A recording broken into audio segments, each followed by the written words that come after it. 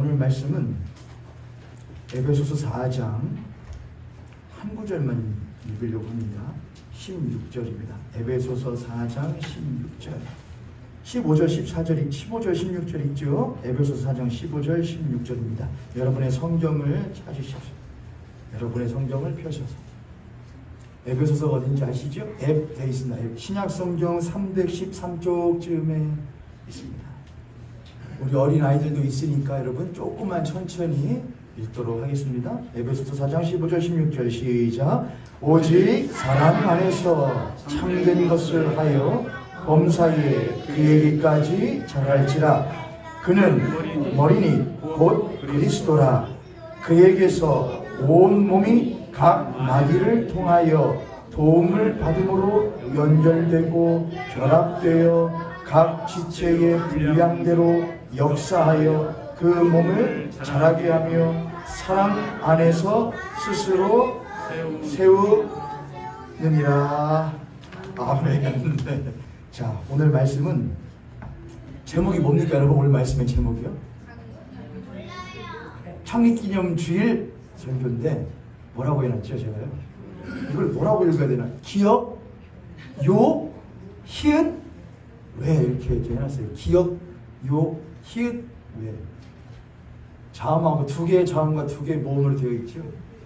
근데 붙여놓으면 뭔 자가 되냐? 글자로 하면은 단어는 교회. 그러는데 제가 일부러 띄워놨어요.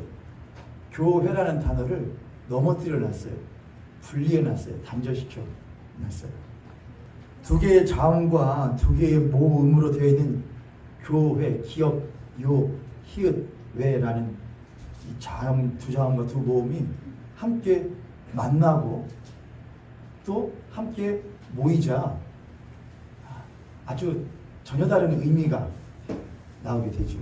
이전에는 그냥 기역, 히읗, 요, 왜 각자의 자음과 모음으로서의 역할과 의미를 가지고 있었는데 이것들이 함께 만나고 모이자 아주 더 큰 의미를 갖기도 하고 전혀 새로 다른 의미를 갖기도 해요. 생각해보면 교회는 그런 것 같아요.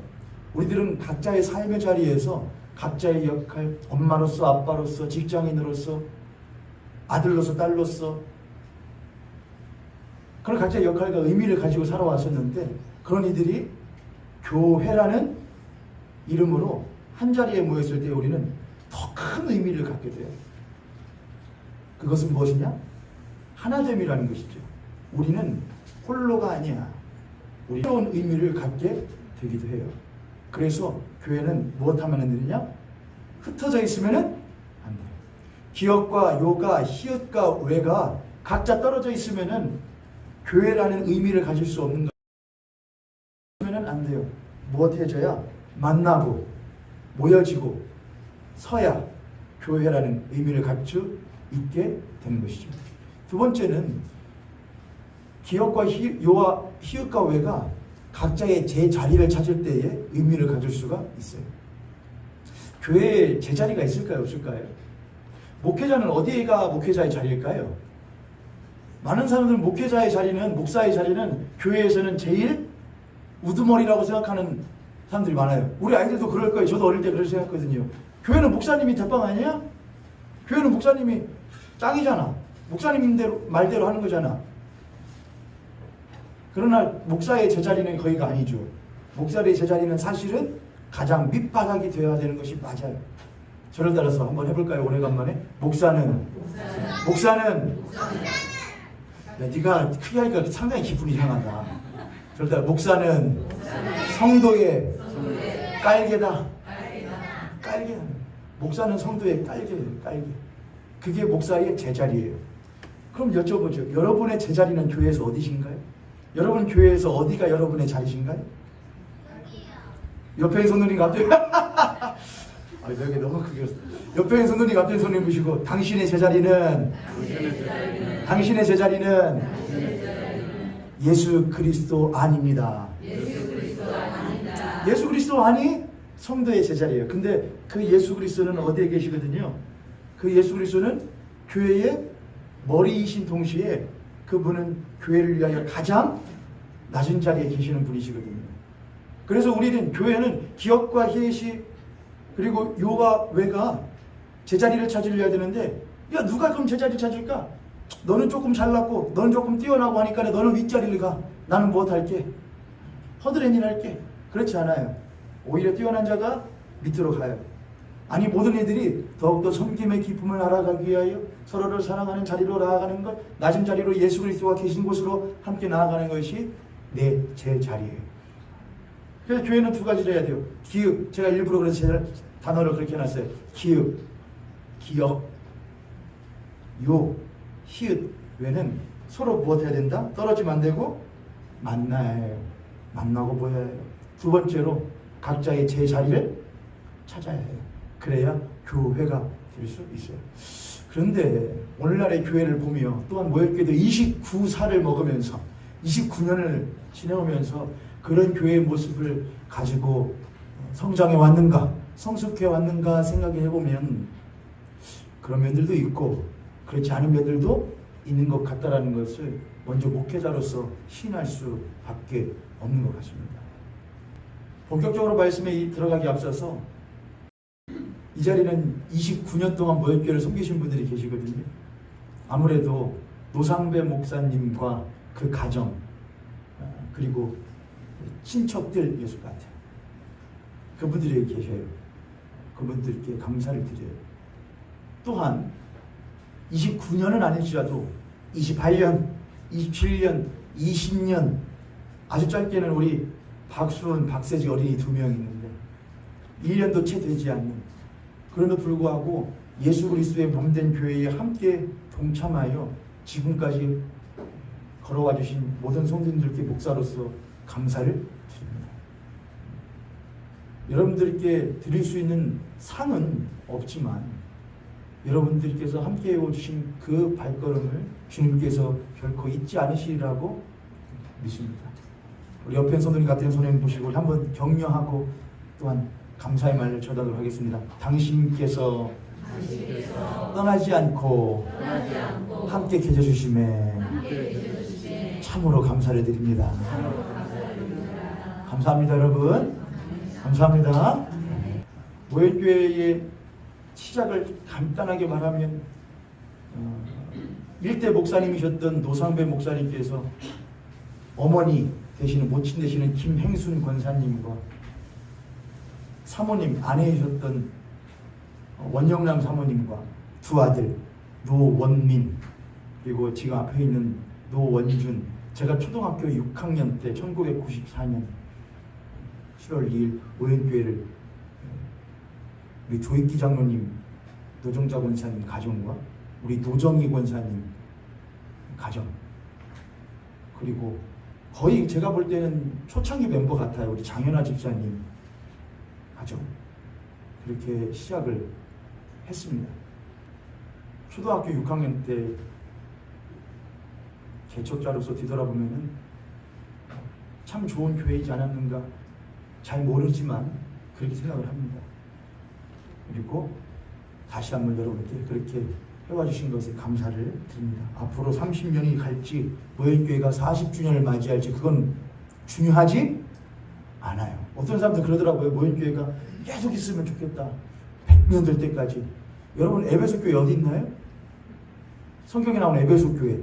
에베소 교회 몇 주년을 맞이했죠? 고린도 교회 몇 주년 맞이했나요? 로마 교회는요? 교회는 영원하지 않아요. 무엇이 영원한 것이죠? 교회를 통하여 역사하셨던 예수 그리스도께서 영원하신 것이지, 교회는 그 사명을 감당하면 못하는 것이냐? 그분께로 돌아가면 되는 거예요. 모혈교회가 꼭 30주년을 맞이해야 된다, 그런 생각을 버리세요. 다만 무엇은 가지셔야 되냐? 하나님, 모혈교회가 맡은 바 사명은 감당할 수 있게 해주십시오. 50년 가지 않아도 됩니다. 목사님 모혈교회 50년까지 안 가면 목사님 뭐 먹고 산대요? 알아서 하시겠죠, 하나님께서요. 모혈교회를 인간의 뜻으로 세울 생각보다는 하나님의 사명에 부합한 교회 되기를 바라는 우리 모혈교회 될 수 있기를 주님의 이름으로 축복합니다. 다시 한번 돌아와서 말씀으로 돌아와서 그런 모형교회는 또 오늘날의 교회는 그렇게 서로 만나고 모이고 또한 서로 제자리를 찾아 세상으로부터 사도행전에 있는 것과 같이 칭송받는 교회인가 생각해보면 그렇지 않은 모습들도 많은 것 같습니다.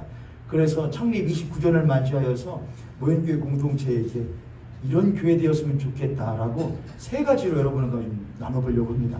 제가 여러분한테 아침에 카톡으로 그림을 제가 그렸어요. 그림을 그려가지고서는 제가 캡처를 해서 보내드린 거예요. 그게 뭔 그림 같으시죠, 여러분? 세 가지가 있었거든요. 뭐는 뭐 같죠? 요것들이 세 개는 다 뭐는 뭐 같은데 십자가는 십자가 같죠, 여러분? 네. 첫 번째는 뭐 같으세요? 첫 번째, 제일 여러분 보실 때 왼쪽에 있는 그림 뭐 같으셔요? 십자가 모양은 동일하게 하려고 한 것이고, 저 모양은 사실은 저는 닻을 상징해요. 닻. 우리 주일학교 안에 닻이 뭔지 알아요? 닷. 배가 있으면은 배가 어디 바다 위에 한 군데에 정착해 있거나 정박해 있으면 바다에다 뭐를 내려야 되느냐? 아주 무거운 닻을 내려서 바닷속 밑에 땅에다가 딱 걸어야 배가 움직이지 않고 멈출 수 있게 되죠. 닷. 그래서 저 닻을 형상했어요. 교회가 온전한 교회, 올바른 교회가 되려면은 교회는 닻을 잊지 말아야 돼요. 이상에는 닷 가운데에 저를 따서 가벼운 닻은 없다. 가벼운 닻은 없다. 가벼운 닻이 있을까요, 없을까요? 가벼운 닻은 없어요. 가벼운 닷 가지고 물론 강도나 경도는 다를 수 있겠지만 강도나 경도가 가벼우면은 물에 무엇하기 때문에 떠버리기 때문에 닻을 무엇하느냐? 신속하고 빠르게 어디 속으로 떨어질 수 있도록 물 바닷속으로 쑥 들어갈 수 있도록 닻은 무엇한 거느냐? 쇳덩이로 만들어요. 반드시. 그래야 빨리 물속으로 들어가 배가 정착될 수 있도록 만들 수 있기 때문에 그래요. 가벼운 닻은 없어요. 가벼운 닻이 없어요. 만약 닻이 가볍다고 한다면은 그 닻은 바다에 둥둥 뜰 것이고 그런 가벼운 닻은 배를 충분하게 잡아둘 수 없을 거예요. 그런 면에서 보면 닻은 배의 중심을 잡아주는 역할을 해준다고도 할 수 있을 것 같아요. 그런데 교회는 어떻게 보면 교회는 하나의 배라고 생각할 수 있을 것 같아요. 그런 교회의 닻은 무엇이 되냐? 십자가예요. 십자가. 예수 그리스도의 십자가가 교회의 닻이에요. 그런데 하나님의 몸된 예수 그리스도의 몸된 이 교회, 이 배를 움직이고 또는 정착해야 하는 닻이 그 십자가가 무엇하는 교회들이 많으냐? 가벼운 교회들이 많아요. 십자가는 있는데 십자가는 말하는데 그 본질로서의 십자가가 한없이 가벼운 교회가 있어요. 그래서 세상을 무엇하다가 표류하다가 야 여기는 아닌가 봐. 더 이상 가면 안 되겠어. 뭐를 내려라.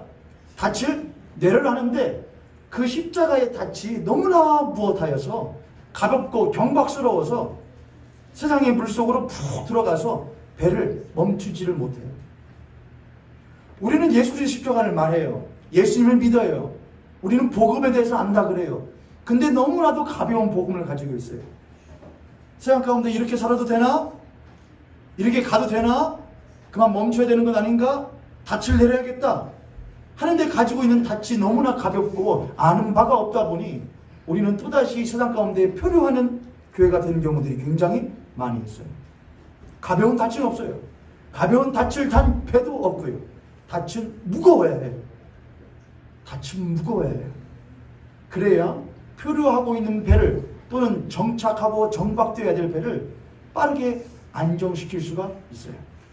모형교회에서 말하는 이 십자가의 복음은 무거운가요, 여러분? 29년 된 이 모형교회의 배는 무거운 닫힌 십자가를 가지고 있나요? 그 복음을 외치고 있는가요? 우리가 한번 되돌이켜 봐야겠어요. 만약 그렇지 못했다고 한다면 우리는 다시 한번 그 십자가의 닻을 무겁게 만드는 일에 본질을 회복하는 일에 앞장서는 교회가 되어야 하겠습니다. 할렐루야.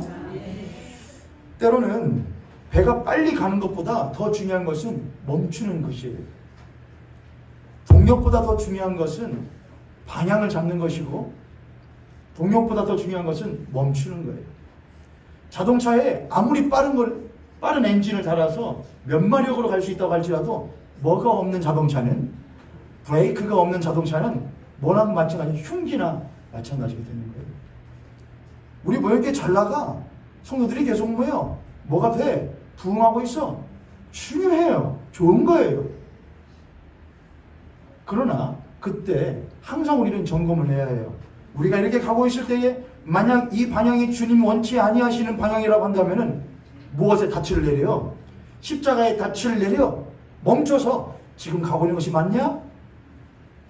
일로 가는 것이 맞냐?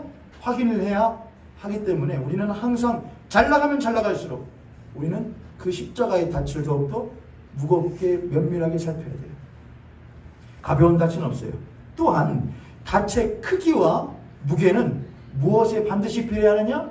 배의 크기와 무게에 비례하게 되어 있어요. 여러분 영상 같은 거 한번 유튜브로 한번 찾아보세요. 그러면은 커다란 막 배 함선 같은 거 있거든요. 그런 함선에 닷 본 적 있으세요? 닷이 구려 그래 앵커라고 하지. 거의 교회 차만한 닷도 있어요. 그보다 더 큰 닷도 있고요. 못할수록 배가 크면 클수록 무거우면서 당연히 닿지도 못해. 그냥 튼튼하고 무거울 수밖에 없는 거예요. 똑같아요. 여러분 모형교회가 29년이 됐는데 여러분 보시기에는 모형교회는 큰 교회인가요? 작은 교회인가요? 언제 한번 저한테 전화가 와서 연세대학교에서 연세대학교에서 뭐 유제품 같은 걸 뭐 하는 곳이래요. 거기서 이제 건강 뭐 이런 게 하다가 교회를 돌아다니며 순회하면서 홍보하고 교회에 이렇게 지원도 하고 뭐 한다고 하더라고요. 그래서 저한테 물어보더라고요. 모형교회는 혹시 성도님들이 몇 분이나 계시냐고 저한테 물어보더라고요. 그래서 제가 우리 모형교회는 왜냐 제가 이제 속으로 지레짐작으로 대부분 그런 데는 어디를 다니거든요. 규모가 큰 교회를 가거든요. 그래서 제가 받기 싫어서 저희 모형교회는 우리 어린이까지 해서 한 50명 정도 되는 작은 교회입니다 했더니 그분이 목사님 50명이 뭐가 작아요? 50명이면 큰 교회죠 그러더라고요. 그래서 충격을 먹었어요. 뭐라? 그런가? 큰 교회구나. 옆에 손님 같은 손님 보시고 우리 그렇게 한번 축복하고 권면합니다. 모형교회는 결코 작은 교회가 아닙니다. 결코 작은 교회가 아닙니다. 그런데 그럴 수는 있어요. 뭐냐면은 대외적인 사회적인 영향력은 상대적으로 적을 수는 있어요. 근데 그건 부차적인 거예요, 여러분. 하지만 하나님께서 만약 우리는 생각해야 돼요. 만약 하나님께서 모형교회로 하여금 대외적인 영향력을 키워가신다면 우리는 좋을까 나쁠까? 좋지요. 하시면 하신다면 해야죠. 하지만 무거운 배에는 큰 배에는 그만큼 무엇도 따르는 것이냐? 책임과 의무도 따라요.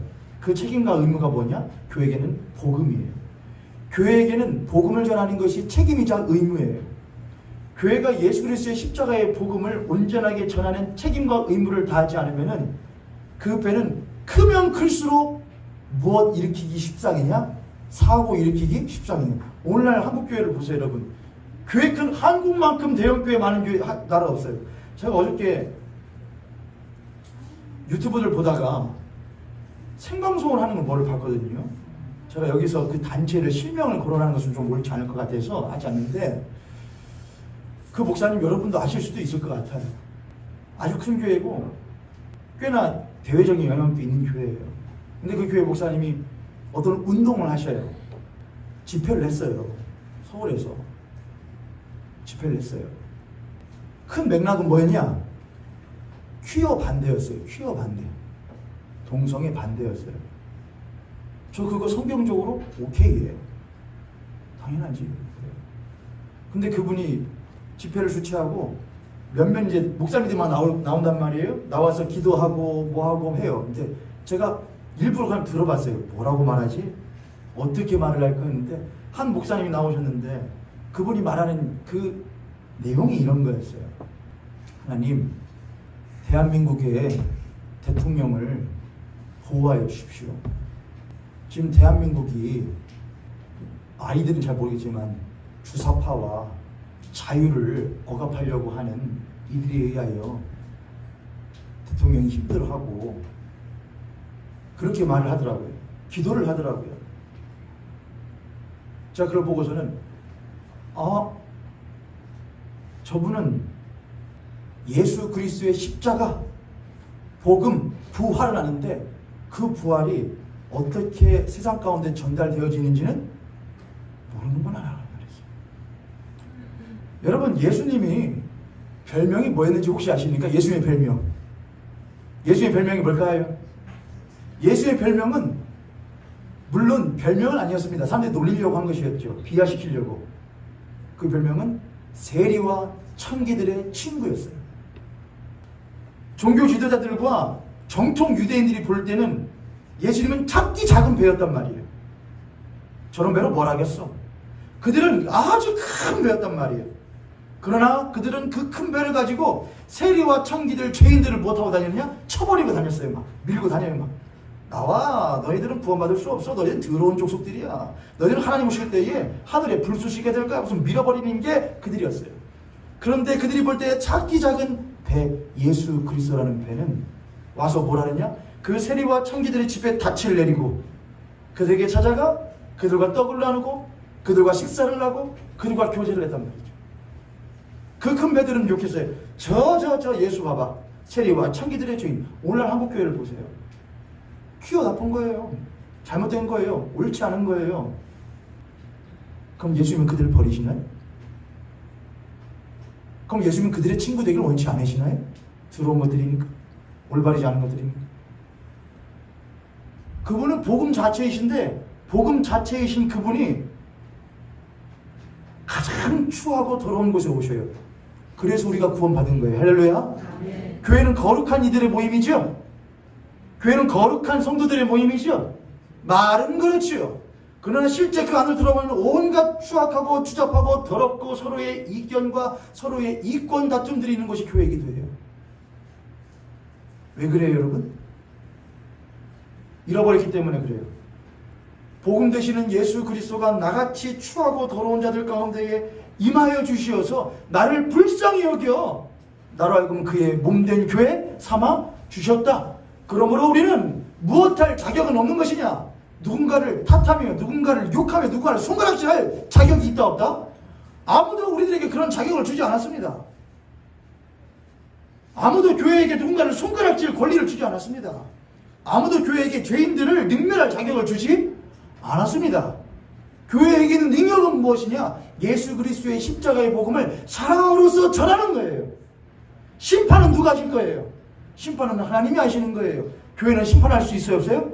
없어요. 그런데 요즘은 너무나 잘못했어요. 함부로 심판을 말해요. 함부로 편을 갈라놔요. 그렇지 않아요. 교회가 커지면 커질수록, 영향력이 커지면 커질수록 항상 뭐 해야 되느냐? 야, 이 교회가 영향력이 점점 커졌는데 그럼 이 교회의 닻이 예수 그리스도의 십자가의 복음인데 그 복음이 무엇으로 쌓여져 있습니까? 하나님의 크신 사랑으로 쌓여졌다는 것을 결코 놓쳐서는 안 돼요. 그러면 교회는 그 닻이 한없이 무엇해져 버리느냐? 가벼워져 버려요. 뭘 잃어버리면? 저를 따라 사랑을 잃어버리면 사랑을 잃어버리면 예수 그리스도의 십자가 부활이 무엇을 잃어버리면? 사랑을 잃어버리면 그 닻은 가벼워져요. 그래서 그 큰 교회의 덩치를 가지고 사회를 이롭게 하기보다는 사회를 악하게 만들고 병들게 하는 일조를 해요. 닻의 크기와 무게는 배의 크기와 무게에 비례해야 해요.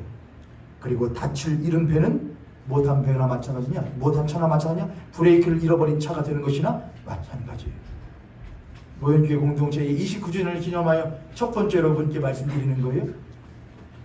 예수 그리스도의 십자가는 교회에게서도 무엇의 역할을 한다? 닻이. 두 번째 그림은 뭐였어요, 여러분? 가운데 있는 거? 뭐 같으시죠, 여러분? 반향이에요. 근데 반향보다 좀 풍향계를 그려줘요. 풍향계. 풍향계 보면 여러분, 풍향계 같은 거 들어있는 그 백엽상. 그 하얀색 학교 같은 데 보면 요즘엔 있나 몰라요. 하얀색 나무로 해가지고 그 안에 온도계도 넣고 풍향계도 넣고 해가지고서는 습도, 온도, 풍향 이런 거 체크하는 그런 거 맞죠, 장로님? 그 백엽상 이런 거거든요. 풍향계 아시죠? 풍향계. 사실 저기다가 닭을 그려야 되나 생각을 했다가 풍향계. 교회는 예수 그리스도의 십자가가 풍향계의 역할을 하는 거예요. 풍향계. 저를 따라서 한번 해볼까요? 고정된 풍향계는 없다. 고정된 풍향계는 없다. 고정된 풍향계가 없다. 풍향계가 있는데 풍향계는 뭘 하냐? 바람이 불면은 뭘 하냐? 불어오는 방향을 알려주기 위해서 돌아야 해요. 그렇죠? 근데 누가 풍향계를 뭘 해버려요? 고정을 해버리면은 바람이 불어오는 방향을 알 수 있어요? 없어요? 없어요. 고정된 풍향계는 없어요.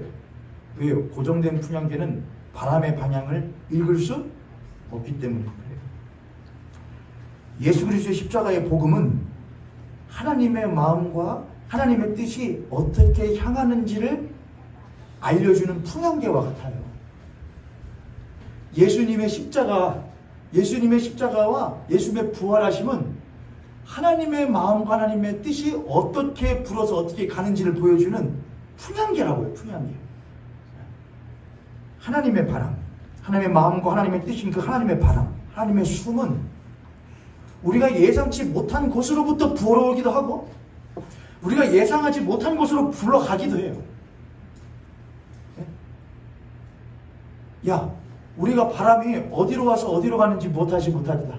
알 수 없는 것 같이 성령의 움직임도 그러하다 그랬거든요.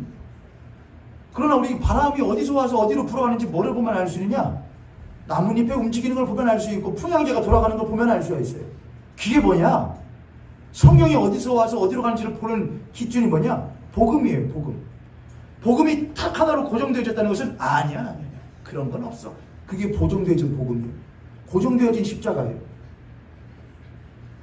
가끔 한국 교회를 보거나 또는 주변 교회를 보면 그런 경우들이 있어요. 저 사람은 절대 구원받지 못해. 저 사람은 절대로 구원받을 수 없어. 저런 교회는 절대로 안 돼. 고정된 거예요. 저런 곳에는 복음이 절대 필요 없어. 그렇지 않아요.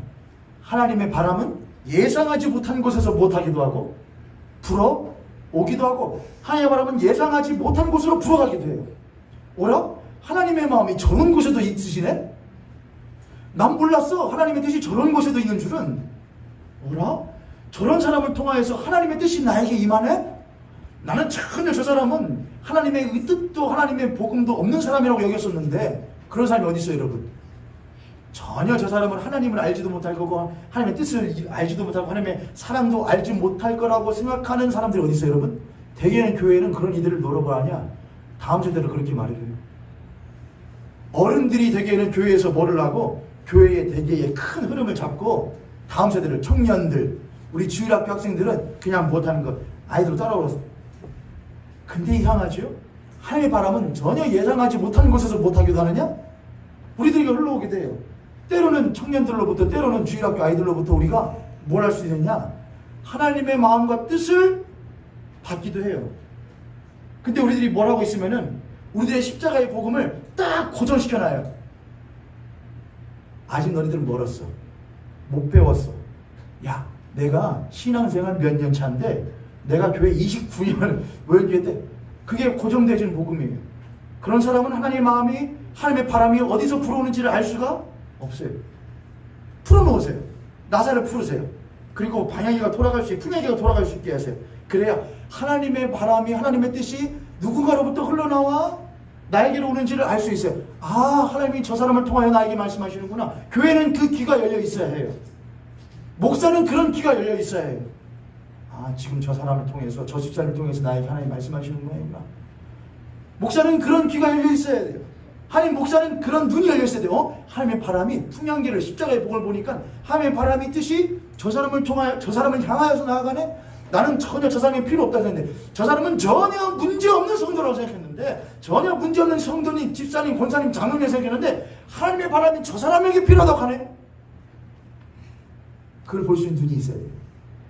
교회는 그래야 살아요. 그런데 교회는 십자가의 복음이 고정되어 있으면 누군가로부터는 전혀 듣지 않아요. 그러면 한 방향으로 흘러가게 돼 있어요. 누구에게로? 힘 있는 이들, 세가 있는 이들, 권력 있는 이들, 교회 안에서 주축을 이루는 이들에게로 하나님의 바람이 그렇게만 일방적으로 흘러가게 돼요. 그렇지 않아요. 목사에게로 흘러가게 돼요. 일방적으로. 그러면 안 돼요. 하나님의 바람은 때로는 작은 소자에게 가게 돼요. 하나님의 바람은 때로는 교회에서 가장 연약한 사람에게 가게 돼요. 하나님의 바람은 제일 잘난 이에게 필요하기도 해요. 우리가 그걸 볼 수 있는 눈과 그걸 들을 수 있는 귀가 교회에게 있어야 모형교회는 건강한 교회가 될 수 있어요. 우리 옆에 손을 앞에 손을 보시고 우리 그렇게 한번 축복합니다. 당신의 귀가 열려 있고 당신의 눈이 열려 있는 성도가 되기를 원합니다. 아멘. 두 번째로, 첫 번째는 풍향계에서는 고정된 풍향계는 있다 없다? 없다. 두 번째, 풍향계는 어디에 있습니까? 집 밖에 있어요? 집 안에 있어요? 집 밖에 있어요? 저를 풍향계는 집 밖에 있다. 풍향계는 집 밖에 있어요. 근데 가끔 보면은 풍향계를 집 안에다 놓고서는 왜 안 돌아가? 그런 경우들이 있어요. 그건 뭐냐? 풍향계를 교회 안에만 두는 걸 말해요. 하나님의 바람은 교회 안에서만 움직이는 것은 절대로 아니에요.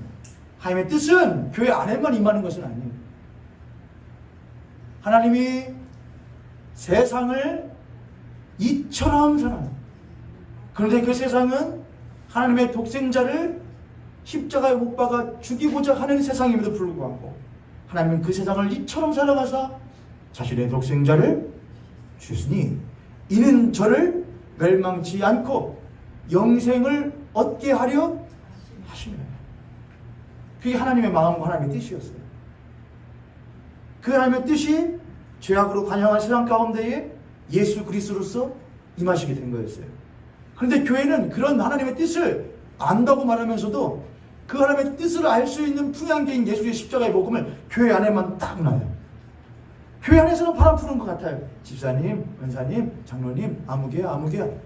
근데 뭐에만 넣지 못하니까 교회 밖에 하나님의 뜻이 임하고 하나님의 나라가 임해야 할 하나님의 마음이 풀어가야 될 세상에다가는 그 십자가를 놓지 못해요. 뭐에 관심이 없다는 거냐? 세상에 관심이 없어요. 교회 아니면 세상 그렇게 해요. 교회 안에 있는 사람은 구원받을 사람, 교회 밖에 있는 사람은 죽을 사람, 구원받지 못할 사람. 그렇지 않아요. 하나님의 마음이 세상으로 어디로 흘러가는지를 볼 수 있기 위해서는 교회 밖에다가 뭐를 둬야 되느냐? 풍향계를 둬야 돼요. 예수 그리스도의 십자가에 풍향계를 둬야 돼요. 그래야 하나님이 세상을 사랑하시는구나. 하나님 만물을 귀히 여기시는구나. 귀여한데 막 똥 뿌리고 귀하는 사람들한테 너네들은 뭐하니까? 사회의 악이고 많이 하니까 똥 뿌리고. 사회의 악은요, 그 사람들도 악이긴 한데요, 사회의 악은 누구거든요? 사회의 악은요, 법 만드는 사람들이 사회 악이거든요. 법 집행하는 사람들이 사회 악이고요. 입법하는 사람들이 사회 악이고요.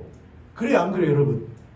입법자, 법을 집행하는 자, 그 사람들이 사회 악이지. 악이라면 그들이 악이지. 그렇죠, 여러분? 근데 그들에 대해서 말 안 해요. 말 못 해요. 왜요? 그들은 뭐가 있으니까? 힘이 있으니까. 잘못했음에도 불구하고 잘된 것처럼 말하는, 잘된 것임에도 불구하고 잘 안 된 것처럼 말하기도 하는, 왜곡하는 언론들이 무엇이죠? 사회? 악이죠. 근데 언론들에 대해서는 말해요, 못해요? 집회해요? 집회 안 해요, 그런 것들에 대해서는요. 뭐만 하죠? 맨날 키보드에다가 1인씩 하고. 전 교회가 그런 것도 좀 해야 된다고 생각을 해요. 언젠간 여러분들이 유튜브에서 모형교회 노현주 목사가 어디 가서 시청에서 1인 시위하고 피켓 들고 있는 거를, 그럼 뭐하냐? 노현주 목사가 교회 밖에다가 뭘 두고 풍향계를 두고 하나님의 뜻이 어디로 들어가는지를 본 모양이다 생각을 하세요. 저 목사가 저런 거 하면 안 돼요. 왜요? 그럼 예수님은 왜 그렇게 하셨는데요? 집회 종교 지도자들과 유대인들이 저렇게 하면 안 돼, 하나님의 사람은. 예수는 그런 거 아니에요. 안식일날 뭐 쑥 훑어가지고요, 안식일날 일부러 밀바사히 걸어가시면서 종교 지도자들 보라고, 유대인들 보라고, 제자들하고 배고파? 훑어! 밀 훑어가지고 길러가지고 먹고. 저 안식일을 거룩히 지켜야죠. 하나님이 그러면 안 돼. 왜? 안식일이 뭘 위하여 있는 것이지? 사람을 위해 있는 것이지? 그리고 안식일의 주인이 누구지? 나지? 주인이 안식일날 주인 맘대로 하겠고, 주인이 같이 이들과 맘대로 하는 거 나누겠다는데 너네들이 무슨 상관인데? 그렇게 하시잖아요. 그렇죠. 근데 우리는 안 돼! 안 돼! 아유, 저는 안 된다는 말을 어릴 때 참 많이 들었어요. 안 돼, 안 돼. 그냥 저를 따서 해봐. 한번 해봐. 한번 해봐. 한번 해봐야 교회 밖에 하나님의 풍향이 어떻게 돌아가는지를 알 거 아니에요. 전 그래서 제가 전주바울교회 청년부 가서도 얘기했지만은 여러분 교회 밖에 있는 사람들 교회 안으로 끄집어 오겠다고 여러분 홈커밍 데이 하려고 그러죠? 교회 밖에 있는 사람들이 여러분보다 훨씬 나은 사람들일 수 있어요. 여러분 욕은 아는데 그들보다 뭘 모르잖아요. 세상은 모르잖아요.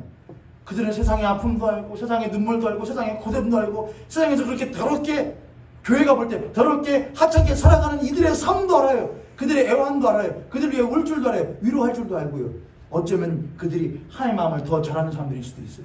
그러니까 못하지 마세요. 그들은 못한 사람들이 교회 안으로 들어가서 훈련을 시켜요. 물론 맞을 수도 있지만 꼭 그렇게만 생각하지는 마세요. 어쩌면 하나님의 풍향계를 더 잘 알고 있는 사람들일 수도 있어요. 사랑하는 교회 성도님들, 하나님의 풍향계는 어디에 있다? 집 안에 있지 않고 집 밖에 있어요. 교회가 하나님의 뜻이 밖에서 어떻게 움직이는지를 알지 못하면 교회는 방한 퉁소가 되는 거예요. 교회 안에서만 교회만. 세 번째, 풍향계는 방향과 관련이 있다. 풍향계는 방향과 관련이 있어요. 왜가 우리가 방향을 왜 알아야 될까요, 여러분? 동서남북 어디 방향 왜 알아야 될까요? 그건 움직이기 위해서예요. 움직이기 위해서. 이런 찬양이 있거든요. 우리는 주의 움직이는 교회, 이곳은 주님을 위한 자리. 이런 찬양이 있어요. 이것도 오늘 할까 했었는데, 우리는 주의 움직이는 교회. 오, 그러고 보니까 맞네. 우리는 주님의 움직이는 교회잖아요. 모현교회 예배당은 여기에 고정되어 있지만은 우리 교회는 이제 예배당을 떠나면 각자의 삶의 자리로 못 하잖아요. 움직이잖아요. 움직이는 거예요. 그래서 주님이 일로 가야 된다, 절로 가야 된다 하면은 갈 수 있는 것이 움직이는 교회예요. 그런데 우리가 주님, 우리는 저것으로 갇힐 수는 없습니다 라고 말하는 사람들이 있어요. 그런 교회가 있어요. 그것은 된다 안 된다? 안 된다 이거예요. 저를 들어서 틀을 넘어서라. 틀을 깨라. 틀을 깨야 돼요. 여러분의 틀을 깨세요. 여러분이 안 된다고 생각하는 것보다 하나님은 더 많은 걸 하실 수 있어요. 여러분이 갈 수 없다고 생각하는 것보다 하나님은 더 많은 곳으로 가실 수가 있어요. 여러분의 틀을 깨셔야 돼요. 그리고 하나님이 가! 그러면은 못 가요 하지 마시고 움직이세요. 주님 그쪽으로 가볼까요? 그게 움직이는 교회예요. 풍향을 알면은 방향을 알고 바람이 불어오는 곳으로 못 하느냐? 가네 바람이 하나님 뜻이 절로 가네가 아니고 하나님 뜻이 가네? 하나님 뜻이 저기 있네? 그럼 교회도 하나님 뜻이 많은 교회도 몰라내요. 그 뜻이 있는 곳으로 가는 거예요. 우리는 움직이는 뭐냐? 교회예요. 마지막 세 번째 그림은 뭔 줄 확 아시겠죠? 첫 번째는 무엇이었고요? 가치였고, 두 번째는 풍향계였고, 세 번째는 표대, 깃발이에요. 표대는 정체성을 의미해요. 정체성. 표대 위에 깃발에 뭐 그려져 있으면은 해골바가지 그려져 있으면은 그건 무슨 배? 해적선이고요. 거기에 태극기 그려져 있으면은 무슨 배고요? 어디 배고요? 거기에 우길승천기 그려져 있으면 뭐고요? 그냥 일본이 아니고요. 일본 전범국이고요. 똑바로 아셔야죠. 거기 일본은 그냥 일장기가 있어요. 따로요. 근데 우길승천기 태양 같은 거 속 터지죠? 그런 거예요. 표대에 있는 깃발은, 그리고 거기에는 그림은 정체성이에요. 교회에 십자가는 다 걸려있어요. 교회 건물에 십자가 안 달리는 교회 건물 있어요? 다 빨간 십자가, 허연 십자가, 오색 빛깔 십자가, 쇠 십자가, 나무 십자가 다 걸려져 있죠. 그런데 그 십자가가 딱 봤는데 그냥 십자가라 그냥 십자가가 아니에요. 거기에 정말로 예수 그리스도의 흔적이 남아져 있는지가 중요해요. 우리는 주의 몸된 교회예요. 우리 다 십자가 걸고 다녀요. 우리는 십자가를 믿는 사람들이에요. 십자가를 믿는 사람들. 근데 십자가를 믿는 우리 안에 예수 그리스도의 흔적이 있는지를 봐야 돼요. 그건 정체성이에요. 사람들은 십자가를 보고 교회 안 와요. 누구를 보고 교회를 오지요? 우리는 사람들은 십자가를 보고 예수를 믿지 않아요. 누굴 보고 믿지요? 십자가를 믿는 예수 그리스도를 믿는 사람들을 보고 예수를 믿어요. 그들은 우리들의 삶을 보고 우리들의 흔적을 봐요. 그게 우리의 정체성이기 때문에 그래요. 저 사람을 보니까 저 사람은 어떤 사람이네. 아, 저런 사람이 예수 믿는 사람이구나. 예수 믿는 사람은 저런 것이구나. 그게 우리의 정체성이에요. 우리가 가지고 있는 십자가의 표대 위에는 진짜 예수 그리스도의 흔적된 깃발이 세워져 있는가? 우리의 정체성은 정말 예수 그리스도를 믿는 사람이 맞는가? 우리는 그것을 늘 확인하고 살아야 돼요. 두 번째, 표대는 목적이에요. 내가 저 표대를 향하여 무엇한다? 다른 박질한다고 사도 바울은 말을 했어요. 내가 저 표대를 향하여. 교회의 목적은 성장이 아니에요. 성장은 따라오는 것일 수 있어요. 교회의 목적은 성숙이에요. 교회의 목적은 부흥이 아니에요. 여러분 부흥이 뭐예요? 막 사람이 막 오는 거예요. 모형교회 30주년 때였는데 30주년 됐는데 모형교회 막 여러분 옆에 막 옆에 붙어가지고 막 앉을 수가 없는 거예요. 막 입꼬리가 올라가려고 막 옆에 성도님들하고 막 옆에 그래가지고 막 뒤에서 못 들어오고서 밖에서 보도표를 받는 거예요. 그게 부흥이에요? 저를 따라서 부흥일 수도 있고 아닐 수도 있다. 놀리는 것 같지 않아요? 부흥일 수도 있고 아닐 수도 있고. 그건 무엇일 뿐이냐? 하나의 표시예요. 현상이에요. 진짜 부흥은 뭐냐? 부흥은 하나님의 뜻이 이루어지는 게 부흥이에요. 할렐루야. 아멘. 할렐루야. 아멘. 하나님의 뜻이 이루어지는 게 부흥이에요. 하나님의 뜻이 이루어지면 부흥이에요. 그 이후에 무엇인가 생기거나 무엇인가 나타나거나 무엇인가 보이는 것은 부흥의 표시거나 현상이에요. 여러분 소금이 있어요. 요즘에 소금이 참 귀하죠. 소금 좀 사놓으셨어요, 여러분? 여러분 소금이 참 귀하죠? 근데 소금이 안 먹어봐서 혓바닥 이상하게 나네. 맛을 안 봤다고 소금이 아니에요? 내가 그 소금 맛을 안 봤다고 소금이 소금 아니에요? 내가 맛 안 봤어도 소금은 원래부터 소금이에요, 그냥요. 그렇죠, 여러분? 소금이 내가 맛을 안 봤다고 저 소금 아니에요. 그렇게 내가 말한다고 소금이 소금 아니게 돼요? 아니에요, 여러분. 똑같아요. 교회는 예수 그리스도의 뜻이 이루어지면은 그건 진짜 소금이에요. 소금. 그 사람이 그 소금을 맛을 봤든 안 봤든 그건 뭐라고요? 소금이라고요. 근데 우리는 꼭 무엇을 한다고? 소금. 너 짜네. 너 맞네. 진짜 소금이네. 그걸 들어야 만족하는 사람들의 습성이 있어요. 그걸 버리세요, 여러분. 뭐만 하세요? 소금이면 돼요. 내가 주님의 뜻이 이루어졌는가? 주님의 뜻이 나에게 임했는가? 내가 주의 뜻을 올바르게 선행하면서 살아가고 있는가? 그러면 됐다 이거예요. 저러다 그러면 됐다. 그러면 됐다예요. 그것을 누군가에게 막 보게 하시고 누군가로 하여금 맛보게 하시고 퍼뜨려 나가시는 하나님의 소관이에요. 그걸 막 팔아먹으려고 그렇게 하지 마시라 이거예요. 속으면 된다 이거예요. 그게 부흥이에요. 그게 교회의 목적이에요. 그래서 교회의 표대는 뭐가 그려져 있느냐? 십자가가 그려져 있어요. 십자가는 무엇의 상징이잖아요. 십자가는 무엇의 상징이에요? 그리스도인에게는 무엇의 상징이죠? 힘과 능력의 상징이죠. 하지만 십자가는 사실 무엇의 상징이냐? 죄인의 상징이잖아요. 죽음의 상징이잖아요. 근데 교회가 왜 그걸 자랑거리로, 왜 그걸 능력거리로 삼아요? 하나님의 능력은 예수 그리스도의 십자가의 죽으심에 낮아짐에서 드러난다는 것을 믿기 때문에 그래요. 근데 많은 교회가 그 표대의 깃발에다가 뭐를 그려놓고 황금을 그려놓고 돈을 그려놓고 큰 걸 그려놓고서는 저게 우리의 무엇이다. 목표다, 목적이다. 저 표대를 향하여 무엇하자. 다른 박질하자고 해요. 그러면 그 교회는 그렇게 다른 박질해서 그 깃발을 탁 얻었어도 그 교회는 참된 교회가 아니게 돼요. 표대를 딱 해가지고 얻었는데 얻은 건 뭐예요? 돈을 얻어요. 얻을 수 있어요. 딱 얻으면 어마어마한 삶을 얻을 수 있어요. 왜? 그걸 얻으려고 했으니까. 그러나 뭐는 못 얻어요? 예수 그리스도의 십자가는 못 얻어요. 낮아짐 가운데에서 피어나는 그리스도의 힘과 능력은 못 얻어요. 모형교회의 목적은 십자가예요. 29살 먹은 모형교회의 목적은 예전에도 십자가였고 앞으로도 십자가여야 해요. 할렐루야. 아멘. 할렐루야. 아멘. 그게 우리의 목적이에요. 우리의 목적은 거대함에 있지 않아요.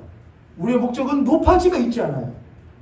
우리의 목적은 깊어짐에 있어야 돼요. 깊어짐. 어떻게 하면 예수 그리스도의 그 깊음을 알 수 있을까? 어떻게 하면 예수 그리스도의 그 복음의 진수를 알 수 있을까? 어떻게 우리는 참된 소금이 될 수 있을까? 그게 우리의 목표이고 목적이에요. 마지막으로 저를 표대를 가리지 말아라. 다시 한번 표대를 가리지 말아라. 표대를 가리면 안 돼요. 표대를 가린다는 것은 표대 앞에 갑자기 저 목표를 저 높은 곳을 향하여 예수 그리스도의 십자가의 그 낮아짐과 그 희생을 향하여 그 섬김을 향하여 나아갑시다 하는데 갑자기 앞에 목사가 탁 서요. 그리고 나를 따라 오라 그래요. 그럼 나를 따라오세요. 저 길은 잘못된 길입니다. 그 사람은 십자가를 가리는 사람이에요. 우리 각 교회도 그래요. 여러분이 예수 그리스도의 십자가를 향해서 가는데 갑자기 무언가가 그 표대를 딱 가려요. 십자가의 깃발을 딱 가려요.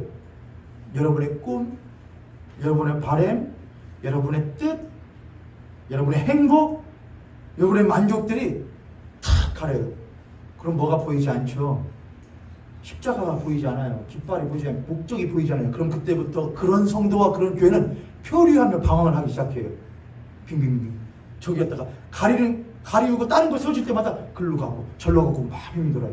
왜 우리들의 신앙이 표류하는 것 같아요, 여러분? 왜 우리의 신앙이 능력이 없는 것 같아요? 여러 가지 문제가 있겠죠. 그러나 한 가지 중요한 문제는 분명히 있을 거예요. 그런 건 많을 거예요. 뭐냐? 내가 지금 예수 그리스도의 십자가를 올바르게 똑똑히 보고 있는가예요. 아니면 내가 지금 다른 것 막 여기 봤다 저기 봤다 막 하니까 정신이 없는 거예요. 그렇게 하고 있지 않은가? 한번 돌아보세요. 모형교회는 표대를 향해 지금 가고 있어요. 근데 혹여나 제가 여러분 앞에다가 여러분 저기가 아닙니다 저기입니다 라고 한다거나 제가 그 표대 앞에 딱 서가지고 여러분 저를 따라서 흘러가시게요 라고 하면은 여러분들은 저를 무엇 하세요? 목사는 성도에 뭐라고 했으니까 딸기라고 했으니까는 가차없이 출력해보세요. 너 같은 게 목사냐? 하세요. 그래야 제가 살죠. 그래야 제가 살죠. 저 또한 어떻게 할게요? 여러분이 목사님 십자가 향해 가면 안 됩니다. 저 십자가 향하다가 언제 모형교회 30년 되고 50년 되고 대형교회 될 수 있겠습니까? 라고 하면 저를 딱 여러분이 만약에 가려고 하신다? 그럼 저는 어떻게 할까요? 목사는 성도에 뭐니까? 깔개니까 저는 멍석을 말겠습니다. 저를 가리는 멍석 말아가지고서는 그럴 수는 없고 그냥 예 알겠습니다 넘겨야죠. 말씀을 마무리합니다. 기업 요 히읗 왜 교회는 모이고 만나야 그리고 제자리를 찾아야 온전한 교회가 돼요. 만약 그런 교회가 되지 못했다고 한다면은 우리는 무엇을 해야 되느냐? 우리는 예수 그리스도의 십자가가 가볍지 않은 튼튼하고 무거운 우리의 중심이 되는 다체 역할을 하는 십자가가 되는가를 확인해야 돼요. 우리는 예수 그리스도의 십자가가 나의 삶과 교회의 풍향계의 역할을 하여 하나님의 뜻과 마음이 어디에서 흘러나와 어디로 흘러가는지를 또한 내가 움직이는 교회가 되어 그의 뜻이 있는 곳으로 언제든지 움직일 수 있는 교회인가를 확인해야 돼요. 우리는 예수 그리스도의 십자가가 표대가 되어 깃발이 되어 나의 삶의 분명한 목적이 예수 그리스도의 십자가의 죽으심과 부활이라는 것을 분명히 알고 그걸 향하여 나아갈 수 있는 나의 정체성이 무엇인지를 깨달을 수 있고 기억할 수 있는 그런 교회가 된다면 모형교회는 30주년 내년을 맞이할 때에 우리가 우리 조금 더 건강한 교회 주의 몸된 교회가 되었습니다라고 말할 수 있으리라고 믿습니다.